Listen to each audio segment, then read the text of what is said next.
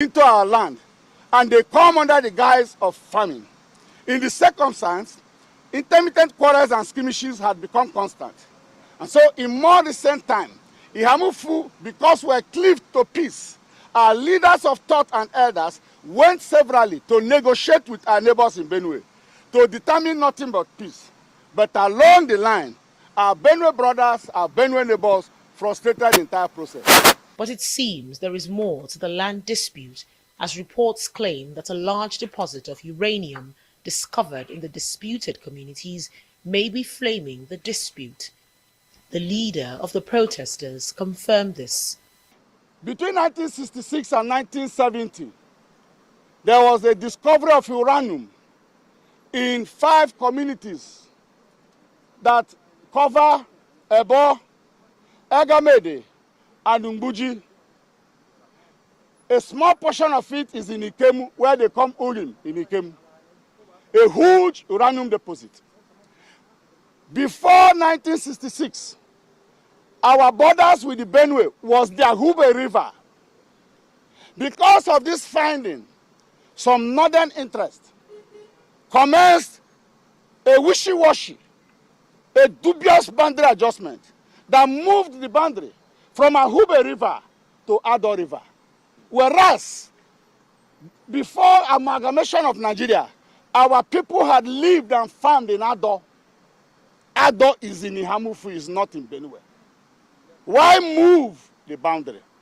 So we know that the facade, the small screen for this killing is tied to the rich uranium deposit. With many killed and others rendered homeless, the people say there's been no support from government, which has made life more difficult for them. They are appealing to government to come to their aid and help mitigate their sufferings. Well, quite a sad situation there. And we do have in the studio the leader of the protesters, which you've just seen right there, Dr. Ifeanyi Chukwu Kashmir. He is the chairman of Eha-Amufu People's Forum. Well, thank you so much for being here. First of all, let's start with you. Paint us a picture as to exactly what is happening in Eha-Amufu, where you're alleging that there's been attack even until the 19th of this month of December. What is going on? The true picture is that tomorrow is Christmas, and there will be no Christmas in Eha-Amufu, and there will be no Christmas for any true born of Eha-Amufu. As I speak with you, our people are scattered along Ikem-Obolafo Road, where they are there destituted. Our people are scattered across Ebonyi State, the Amazu axis of the road. No shelter, nobody is catering for them. Some had moved towards another neighboring town called Omaro. Some are in Neke. Those who have relations in Enugu have moved into Enugu. The town is a ghost town. Before the former closure of school, all the schools, primary, secondary, including Federal College of Education in Eha-Amufu, were hurriedly shut down because the town had become inhabitable. Like I said, this recent killing started on the 8th of December. But the killing proper started sometime 2020, between November, December 2020. In fact, on a New Year day, during New Year's service, an Anglican priest was hound down and his members wounded by the same militia group. And it has been there serially from March to June to August, all through 2021. But this particular one, in some days we will go and you take out about 51 dead bodies from one simple community. Eha-Amufu is comprises of 9 autonomous communities. 9 autonomous communities. It is the second single largest community in Enugu State. So we do not understand what is happening here. It's an agrarian place. If you talk about food production in Enugu State, 60 to 70% of food produced, all type, yam, rice, gari, cassava, whatever comes from that place. And these farmers are the ones living in this hinterland, and they have been totally displaced. Totally displaced. No serious intervention of any type. This is really... All right. Thank you very much. So I'll play this video so that some of us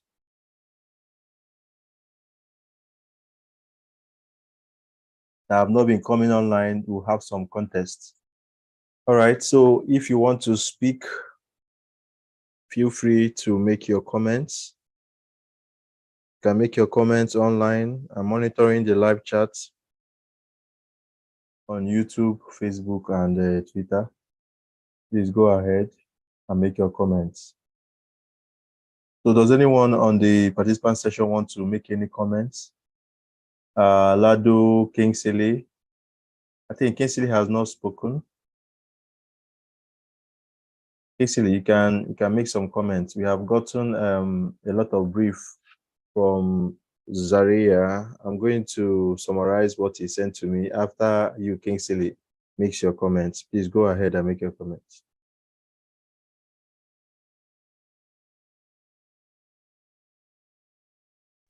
All right. Thank you very much. I think right now, all I will say is it's not new again.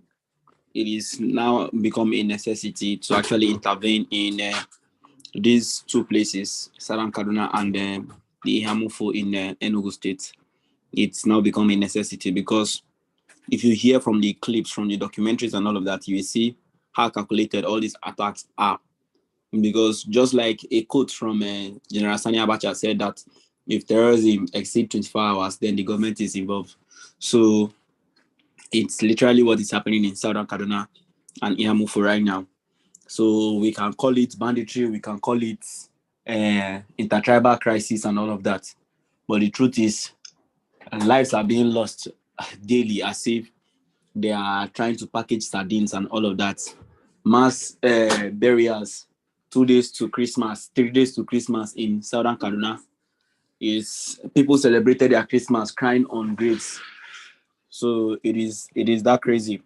So I think the scope that the overall scope of the budget and that we are looking at right now to actually reach out to, because initially we were looking at Chikun, Kajuru, and Kara, but the Kaduna State coordinator of Up North Ambassadors told us today that we had to also look at Jema local government. That is where Kafanchan is. Kafanchan is one of the biggest cities in Kaduna State. So that we also have to look at Jema local government because they have gone through a lot.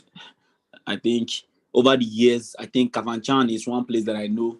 Jema local government generally is one place that I know that they always have these inter-community crisis, wars, and all of that.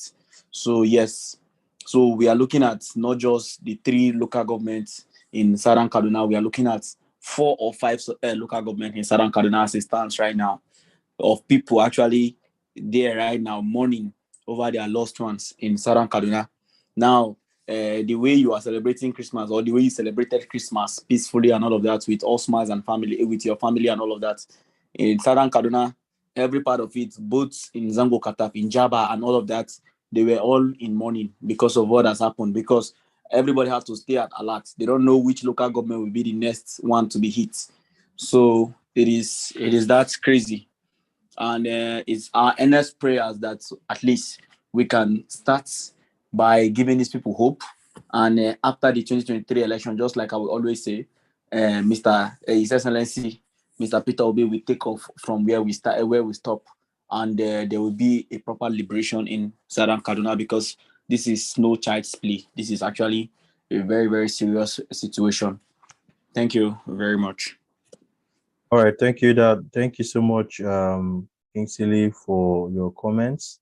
Please let's go ahead and share this space across all our platforms.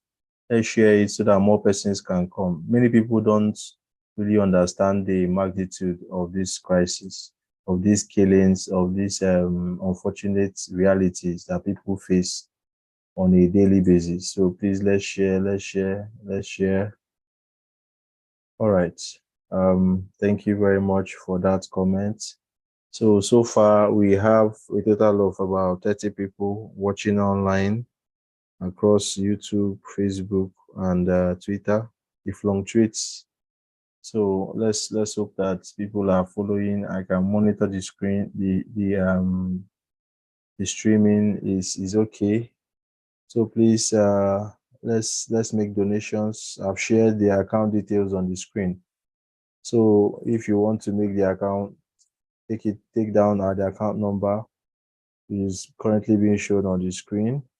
And once you make any donation, please try and share the evidence of payment so that we can take it down properly. Every fund that is sent for this fundraising is going to be accounted for. So we are concentrating on, at least if we add JAMA now, 4 different local government areas. So let's start Kajuru, Kaura, Chikun, and Jama. Then for Eha-Amufu is a community, but I was able to get the different areas, the border communities that were mostly impacted. Today, I interviewed one of the victims of the Eha-Amufu crisis, and it was a very sad one. Even though persons have started to return, they don't want to remain as refugees. They want to return home. So, but many of them are returning to, burnt houses like we saw in southern Kaduna, and the fear of repeats and waves of attacks entering into the elections. And we must understand that these people that we are trying to help, many of them are ObiDients. Many of them are ObiDients. So it's very, very critical that we come to their aid at this time. All right. So we have just 40 more minutes remaining for the fundraising for today. So let's see how much we're able to raise today. You can give cash items. You can also make donations of maybe clothes, but preferably we want, something that will be easy to be converted to what is desperately needed in these areas. But we have so far, somebody has pledged 10,000 naira and some clothing. Yesterday, we raised 70,000 naira. So please, let's exceed what we did yesterday.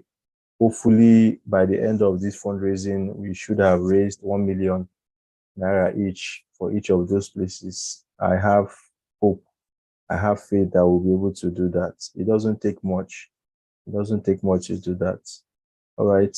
Does anyone on the chat room want to make any comments? Please, you can raise your hand and make comments. Those that are watching us online, please feel free to make comments on the chat box. I'm just going to make a comment to ask people to ask questions. Bolus Gayang. Sorry, which area are you joining us from? Is it Plateau? You can unmute yourself, sir. Okay. Just to be precise, Plateau from Joyce. Hello, can you hear me? Yes, we can hear you. Okay, I'm speaking from Plateau, just to be precise. Okay, all right. Yeah, so I'm just joining. I'm trying to understand what is going on because I'm just joining today, and I really appreciate to see what is happening, and then with the current situation. Actually, when I was listening to Yusuf, actually, I felt like crying. However, I thank God, but with what I'm hearing and what I'm seeing, I will do my own little contribution by God's grace. Thank you. All right, thank you very much for that. So I want to just go and give us a summary. I will not mention names of what Yusuf actually sent me, so that we can have a very good idea of what is actually involved. Okay, so from what is on ground, we have 40 persons who have been killed and buried. And these people range from women, children, and adult males, and adolescents too. Then we have people that are injured, receiving treatment in different health facilities. Then we have houses that have been burnt. On record, we have over, I think is 174 houses burnt. This recent crisis has displaced 4,570 persons in just the area that was surveyed by Yusuf. Cars, motorcycles, food items, home appliances burnt. So this is a systematic genocide, not just that you are killing people, but you are also destroying their households so that they will not be able to come back and have a meaningful life. Then you have the cars that were burnt. We even have specific numbers and specific models. I will really give it to Yusuf for a very comprehensive report. And some of the people killed, 40 people that were injured in the area that was surveyed, 5. Total number of houses burnt, 174. Total number of motorcycles burnt, 49. Total number of cars burnt, 3. And the total number of displaced persons is 8,570. Okay, I will try and confirm this number, whether it's 8,570 or 4,570. So this is the sheer magnitude of what we are talking about. These are people, many of whom are ObiDients, being subjected to this inhuman treatments by whatever guys, be it land grabbers, be it herdsmen attack, be it boundary crisis, whatever reason that people may want to give is not acceptable to kill another fellow citizen. Some of these things can be resolved, on the table of negotiation. So let's make donations to help these people, get back their lives and their livelihoods. All right. So while we wait for more persons to join us, I'm going to share portions of the last video that we watched so that we can get more perspectives.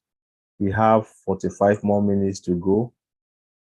Hopefully, we are going to make, some headway in the donation for today. Okay, so let's just watch. As I speak with you, our people are scattered along Ikem-Obolafo Road, where they are there destituted. Our people are scattered across Ebonyi State, the Amazu axis of the road. No shelter. Nobody is catering for them. Some had moved towards another neighboring town called Omaro. Some are in Neke. Those who have relations in Enugu have moved into Enugu. The town is a ghost town. Before the former closure of school, all the schools, primary, secondary, including Federal College of Education in Eha-Amufu, were hurriedly shut down because the town had become inhabitable. Like I said, this recent killing started on the 18th of December, but the killing proper started sometime 2020, between November, December 2020. In fact, on a New Year day, during New Year's service, an Anglican priest was hound down and his members wounded by the same militia group. And it has been there serially from March to June to August, all through 2021. But this particular one, in some days we will go and you take out about 51 dead bodies from one simple community. Eha-Amufu comprises of 9 autonomous communities. 9 autonomous communities. It is the second single largest community in Enugu State. So we do not understand what is happening here. It's an agrarian place.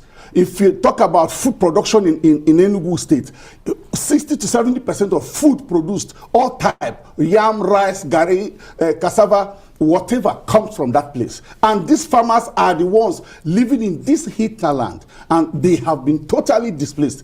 Totally displaced. No serious intervention of any type. This is really coming as a big surprise in the sense that you have the presence of the GOC, General Officer commanding 82 Division of the Nigerian Army in Enugu. Of course, you have the police commissioner and the rest, the DSS, the state director of DSS, and what has been the intervention? And you keep mentioning militia.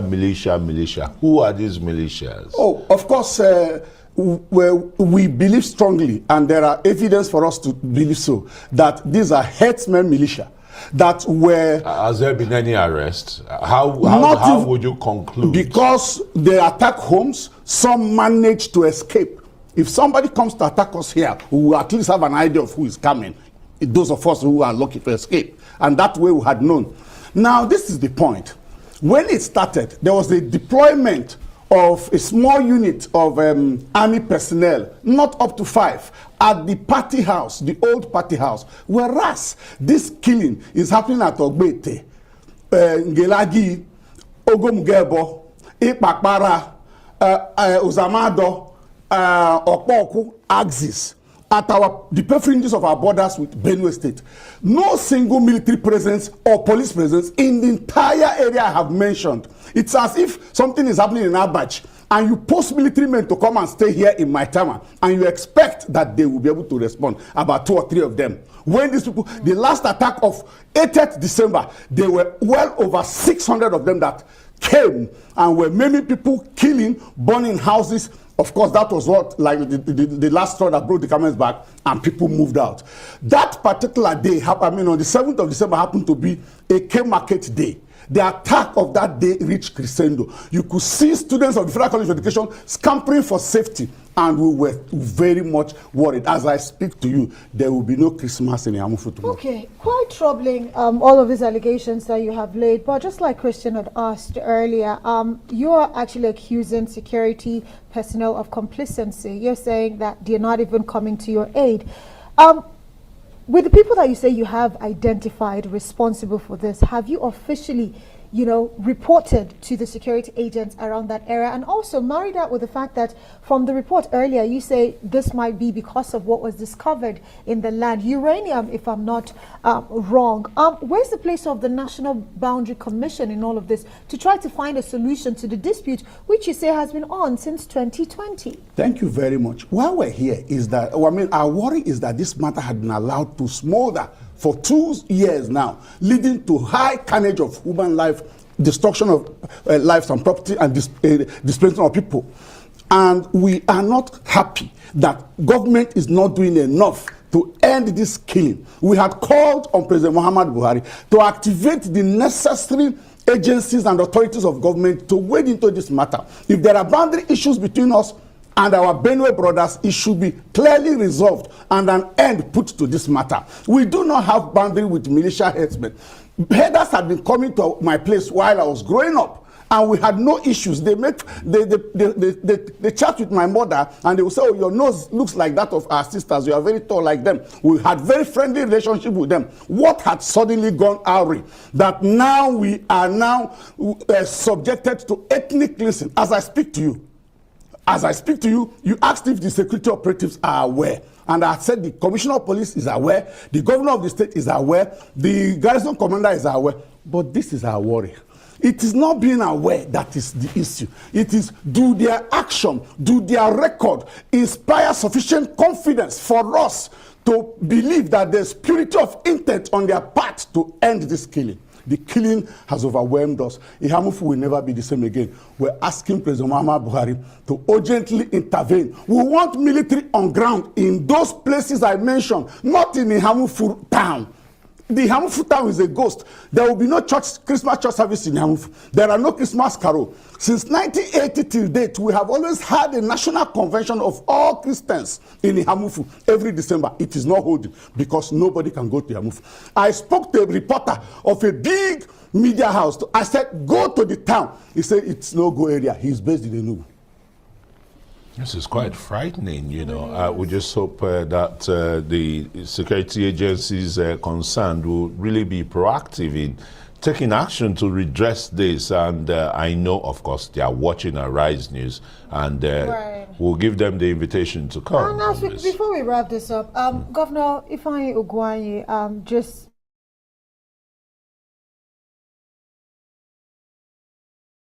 All right, so we have watched that clip for Eha-Amufu. So we have perspectives now of what is going on there. In case you are just joining us, we have been discussing the killings in southern Kaduna and Eha-Amufu and how we'll be able to intervene through relief materials to them. All right, so if you want to make comments, you can indicate, you can raise your hand and be given permission to speak. All right, so we have fluctuating audience in our platform. So we don't have questions yet on our YouTube followership. All right. Okay, so we have pledges which we have not received in our account. So once we receive the pledges, I'm going to register it, and when we come tomorrow, I will let us know the pledges that we are redeemed, before we start day 5. Hopefully, we are able to raise a substantial amount of money for Southern Kaduna and Eha-Amufu. All right, so Lado, can you just tell us a little bit about what Up North has been doing in the past few weeks, to support the B2B campaign while we wait for people to indicate the support they are going to give? Just go ahead, sir. All right. Thank you very much for this opportunity. Up North Ambassadors for Peter Obi is a support group created with the aim of supporting His Excellency's activities in northern part of Nigeria.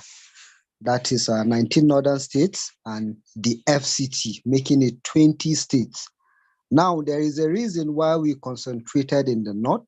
We realized that the north precisely, let me put it this way, is the capital of poverty. And then we realized one thing with people when it comes to election, our people are voters. They really come out to vote. So we decided to sell the good news of Peter Obi in northern part of the country. And there was a way we did it. We started in Kaduna State. That's the headquarters of Up North Ambassadors for Peter Obi. And we started with some sensitization. We went to market cleanup. While we sweep the markets, we preach the gospel of Peter Obi. We share flyers and everything. We are one of the first, to start mega rally. We tagged ours PVC mega rally. But as time goes on, we realize that we are going to places and then there are issues in those places. So we changed our pattern of sensitization. Now, this is what we do. We go to all these high-risk areas where people cannot reach. You can, at least you've been hearing about Katsina in the news. So we go to those places, and what we do is, the first thing is we try to find out what are your problems in that community. Like, for instance, there's a community in Katsina here, Shinkafi, where we went to, and we realized that there was a borehole that has been redundant for 5 years. We went and we fixed that borehole. And then we realized also, there's an Islamic cleric in that village or in that ward. And then we saw the kind of houses or where his, students are being kept. Do you know all these kind of huts? You see all these Fulani huts you see in the desert. Now, these are some of the places. These are the kind of huts that these Almajiri, students built to stay inside. And then we realized that we checked around the school. We realized that even the rooms that can accommodate some of the people, some of the Almajiris, there is no floor. We also realized leaking roofs, We went ahead, we renovated, we floored the place, we put new zincs, And then we plastered the walls of the building where they stay. And the Islamic cleric gave us the go-ahead to paint Labour Party logo and put the picture of Peter Obi in his Islamic school. Now, in that community, they have, it is Shinkafi A and Shinkafi B. One is having about 15 polling units. And I think the other one is 19. Total, I think is about 44 polling units in that place. And you know what the people of that community told us?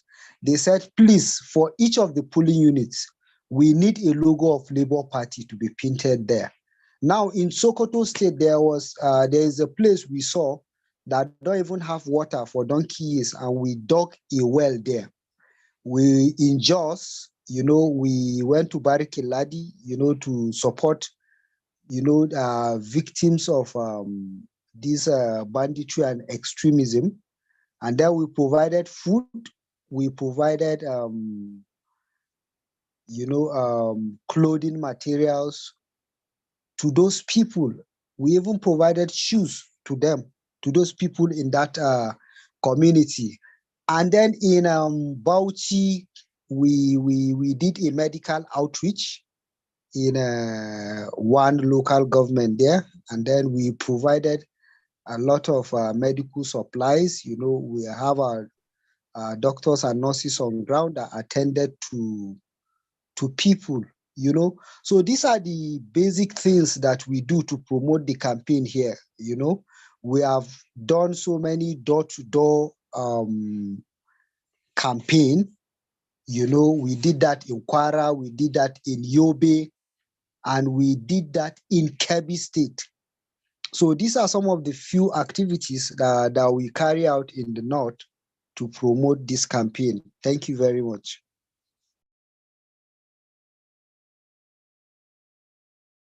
All right, thank you so much for your comments.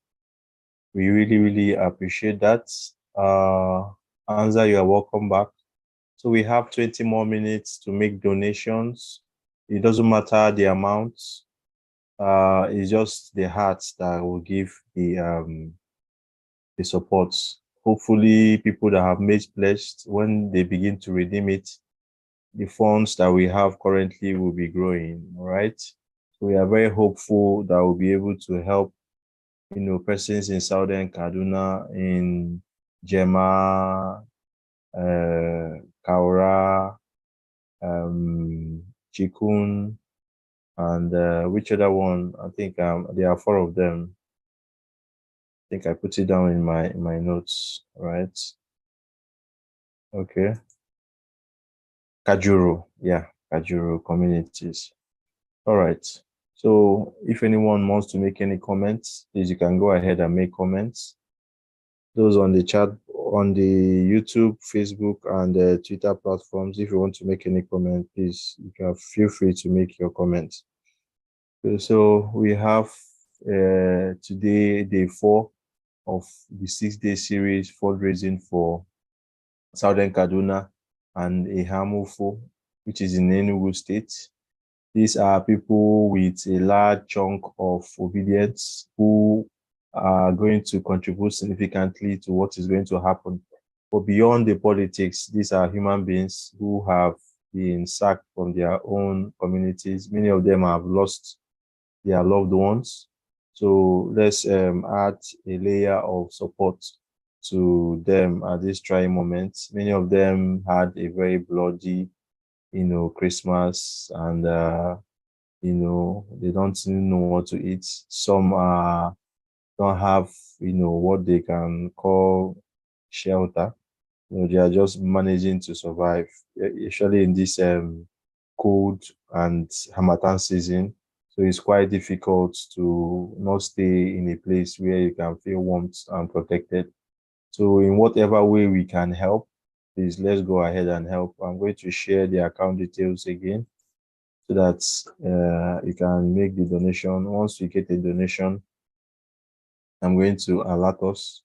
If donations come in after we have made this live stream, when we come on the next live stream, I'm going to inform us on the amount that was donated. All right, so I want to appreciate everyone that has joined this meeting. I think we can, in the absence of any other comments, we want to see how we can bring this meeting to a close. So we have Access Bank. The name of the account is Synapsis Medical Networks Doctors Operations. We have Naira accounts. If you want to send dollars, if you want to send pounds, we can also provide the details. All right. If you have any difficulty making the donations, please do not hesitate to reach out to us. You can reach out to us on Twitter, on Facebook, on YouTube. You can also reach out to us by email, info@doctorsforp2v.com, or you can reach my personal email, dr, as short form for doctor.edoga@gmail.com. All right, so, or you can send me a direct message on Twitter and I'm going to respond quickly. Thank you very much for coming online. In the absence of any other comments, I want to appreciate Lado, Bulus, Dr. Anza, and Nauda. Nauda, do you want to make any final comments?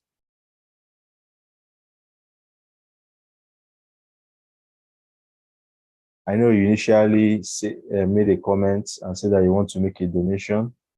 So you can actually make the donation except if you want to chat with me later. So I'm going to drop my phone number on the chat box, 6328-6165. All right. So you can always send me the evidence of the donation that you wanted to make or you have made. Thank you very much for that. Okay, Bulus wants to make a comment. All right, Bulus, go ahead and speak.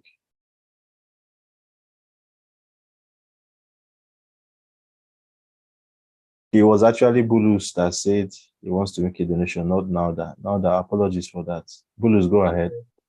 Okay, mine is just a little apology. I have just sent my little token, the widow's mite. I'll just let the house just bear with that. I lost my dad, so I just So sorry finished the for that. burial. But I just sent my little token. So sorry, my brother. Take heart. Thank you very much. I just sent my little. Thank you. The major thing with this is that it was done out of love, out of care, which is very, very abundant among the ObiDients. We are actually in the process of seeing a new Nigeria, which will be heralded by the ObiDients, and is quite a wonderful thing to behold, where people who are not well to do, people who are also suffering because of what Nigeria has subjected them to, but they still find a way to help, the next person who is suffering. I was on a space, I think 2 days ago, and someone, after making comments, appealed to those that were online on the Twitter space to help him, that he just has, I think, less than 100 Naira in his account. Okay, so I've seen the donation that was made by Bulus Giyang. Is well appreciated. Thank you very much for that donation and God bless. So for those watching online, if you want to make any donation, please go ahead and make donation. The account details are displayed on the screen. All right. Even if the session has ended and you are watching the program again, please do go ahead and make your donations.